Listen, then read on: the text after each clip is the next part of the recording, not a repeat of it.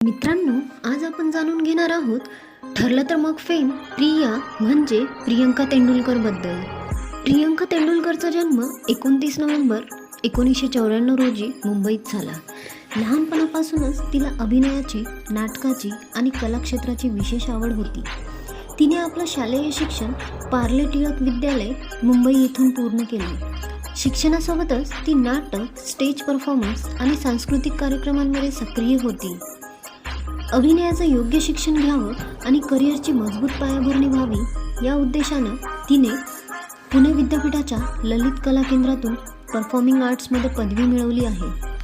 योग्य प्रशिक्षण आणि मेहनतीच्या जोरावर प्रियंकाने अभिनय क्षेत्रात पाऊल ठेवलं. तिची टेलिव्हिजन कारकीर्द जय मल्हार या मालिकेतून सुरू झाली, जिथे तिने नकारात्मक भूमिकेतूनही आपली वेगळी छाप पाडली. यानंतर फुलपाखरू, साथ दे तू मला अशा मालिकांमधून तिला महत्त्वाच्या भूमिका मिळत गेल्या.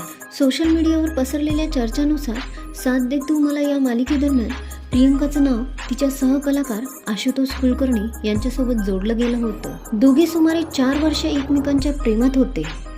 मात्र त्यानंतर ब्रेकअप झाल्याच्या अफवाही पसरल्या.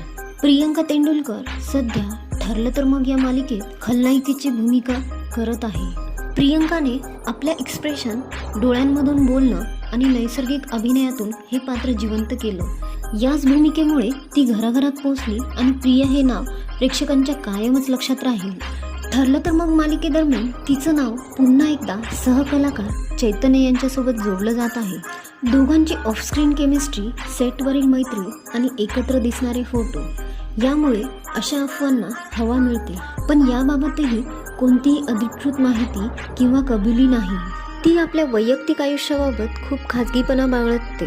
प्रिया प्रति एपिसोड 20 ते 25 हजार इतके मानधन घेते. पुरस्कारांच्या बाबतीत बोलायचं झालं तर प्रियंकाला मिनिस्ट्री ऑफ कल्चरल अफेअर्सकडून यंग आर्टिस्ट स्कॉलरशिप मिळालेली आहे, जी तिच्या अभिनय क्षमतेची महत्त्वाची पावती मानली जाते. तिला अनेक पुरस्कार आणि नामांकन मिळालेली आहे. आज प्रियंका तेंडुलकर मराठी टेलिव्हिजनमधील एक विश्वासार्ह, सशक्त आणि आशादायक अभिनेत्री म्हणून ओळखली जाते. शांत स्वभाव, मेहनत आणि अभिनयावर असलेली निष्ठा यामुळे तिचा प्रवास अजूनही पुढे खूप काही सांगणारा आहे. प्रेक्षकांच्या मनात ठरलं तर मग मधील प्रिया आजही तितकीच खास आहे.